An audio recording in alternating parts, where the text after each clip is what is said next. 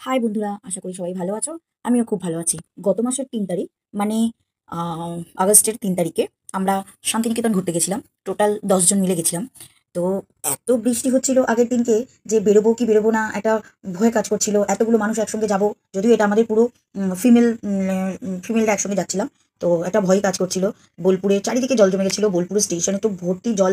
আমার কিছু রিলেটিভ আমাকে ছবিও পাঠালো। মানে প্ল্যাটফর্ম ওপরে জলে থই থই করছে, এরকম একটা অবস্থা। এই অবস্থাতে আমরা চলে গেলাম শান্তিনিকেতন। তারই কিছু দৃশ্য তোমাদের সঙ্গে শেয়ার করছি। আর আজকের ব্লগটা শুরু করছি সেটা নিয়ে। চলো দেখতে থাকো। আর হ্যাঁ, আর একটা কথা তো বলাই হলো না, যেদিনকে আমরা বেরোবো সেই দিনকেও ওই আমরা উঠেছিলাম, মানে আমি উঠেছি 4টের সময়। তো তখন থেকে দেখছি আকাশ পুরো অন্ধকার, মেঘাচ্ছন্ন, মানে মেঘ ডাকছে, বৃষ্টি হচ্ছে। সবাইকে তো ফোন করলাম, প্রত্যেকেরই একই ব্যাপার স্যাপার বলছে যে কী করে যাবো। হ্যাঁ, তবে ছন্দা বৌদি আর হেনা বৌদি এরা দুজন ছিল, যে এরা মানে এরা তো যাবেই বলেছে। যদি আমরা মাঝখানে এমনও হয় যে ট্রেনটা থেমে গেল, আমরা ওখানে মাঝখানেই থাকবো, আমরা ফিরে আসবো দরকার পড়লে। কিন্তু তবুও আজকে যখন আমাদের সিলেক্ট হয়েছে যে আজকে 3টা আমরা ঘুরতে যাবো, কারণ আমাদের আগে থেকে টিকিট কাটা হয়ে গেছিলো। তো যখন আমরা ঠিক করেছি যে আমরা যাবোই, তো আমরা যাবোই, এবং আমরা বেরিয়েও পড়েছিলাম। হ্যাঁ, তবে আমার দিদি আর দিদির মেয়ে শুধু যায়নি, কারণ ওরা একটু ভয় পেয়েছিল। ওরা বাড়ি থেকে একটু কম টম বেড়ায়, তো ওদের ভিতরে একটু ভয় কাজ করছিল। আমরা বেরিয়ে গেছি সাহস নিয়ে, বলেছি যা হয় হবে। যদি রাস্তায় মাঝ রাস্তায় দাঁড়িয়ে থাকতে হয় তো দাঁড়িয়েই থাকবো। এই মত অবস্থায় আমরা সব বেরিয়ে গেছিলাম। আমাদের কলকাতা স্টেশন থেকে 9টা 10-এ হলদিবাড়ি ট্রেন ছিল। আমরা হলদিবাড়ি এক্সপ্রেস করেই আমরা বোলপুর গেছিলাম। তো যথাসময়ে আমরা ট্রেনে উঠেছি, এবং ট্রেন এত সুন্দর সার্ভিস দিয়েছে। আমরা যেহেতু সবাই ফিমেলরাই যাবো ঠিক করেছিলাম।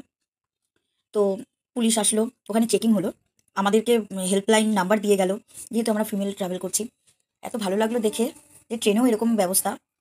তারপর সাফাইওয়ালারা এলো, আমার সমস্ত ট্রেনের টয়লেটগুলোকে সাফাই করে টরে দিয়ে একজন এলেন।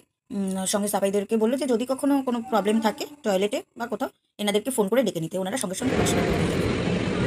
যাই হোক, ট্রেনের ব্যবস্থাও খুব সুন্দর ছিল। আমরা ট্রেনে উঠেছি 9টা 10-এ। তো আমরা ওখানে গিয়ে পৌঁছালাম বোলপুর স্টেশনে 11টা 11:30 বাজে তখন। খুব সুন্দর ট্রেনও সার্ভিস দিয়েছে, চলেছেও ভালো, কোথাও দাঁড়ায়নি, কোনো লেট করেনি। খুব সুন্দর আমরা গেছি, আমাদের জার্নিটাও খুব ভালো হয়েছে। বোলপুর শান্তিনিকেতন যাচ্ছি, আর ট্রাভেল করতে করতে এনাদের গান শুনবো না, তা আবার হয় কখনো? যাই হোক, ট্রেনে দেখা পেয়ে গেলাম এই বাউল ভদ্রলোকের সঙ্গে। তো এই দাদার গান শুনতে শুনতেই আমরা চলে আসলাম বোলপুর শান্তিনিকেতনে। ফাইনালি বোলপুর চলে আসলাম। তো আমাদের আগে থেকেই টোটো বুক করা ছিল, সেই টোটোতে করেই আমরা আমাদের হোটেলে আসলাম। তো একটা স্টেশনের সামনে ছবি না নিলেই নয়, তো একটা পিকচার তুললাম, গ্রুপ পিকচার। এই তো গেল পার্ট 1। পার্ট 2 নিয়ে খুব তাড়াতাড়ি ফিরে আসবো তোমাদের সাথে, আর গল্প করব, অভিজ্ঞতা জানাবো, কেমন মজা করলাম সেটাও তোমাদের দেখাবো। আজকের মতন টাটা।